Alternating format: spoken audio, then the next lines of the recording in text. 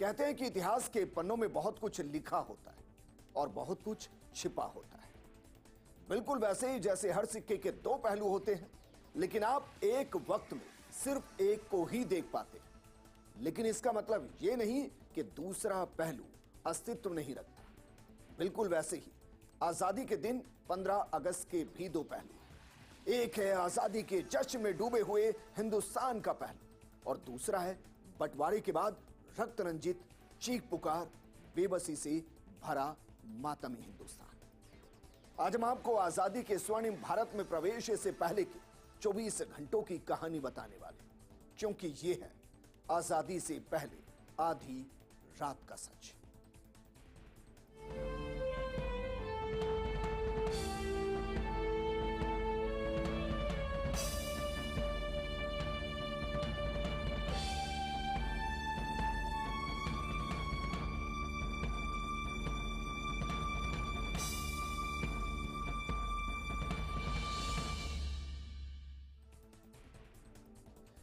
आजादी आधी रात के सच में सबसे पहले सवाल यही कि आजादी के मायने क्या, क्योंकि 15 अगस्त 1947 उसमें सिर्फ भारत दो टुकड़ों में विभाजित नहीं हुआ था, बल्कि भारत की आवाम भी दो तरीके के भाव को महसूस कर रही थी। और इसलिए आजादी के दिन को हमने समझाने के लिए कुछ शब्दों का इस्तेमाल किया, जैसे कि आजादी एक हिंदुस्तान के लिए जश्न था, वही आजादी उसी हिंदुस्तान के दूसरे तबके के लिए मातम थी। यही आजादी एक तरफ जन जन की खुशियां थी और दूसरी तरफ विभाजन का दुख था।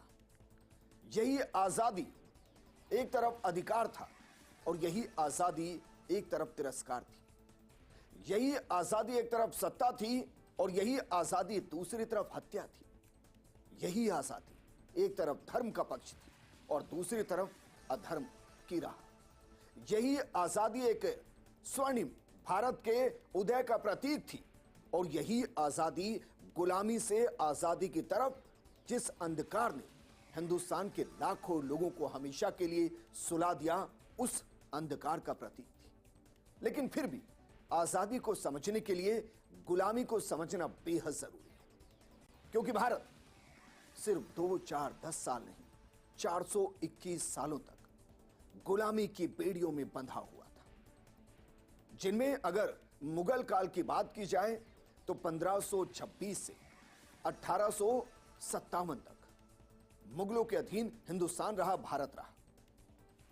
1757 से 1947 के दौरान अंग्रेजों ने भी हुकूमत की और ये 421 साल थे जो गुलामी के थे। वो गुलामी के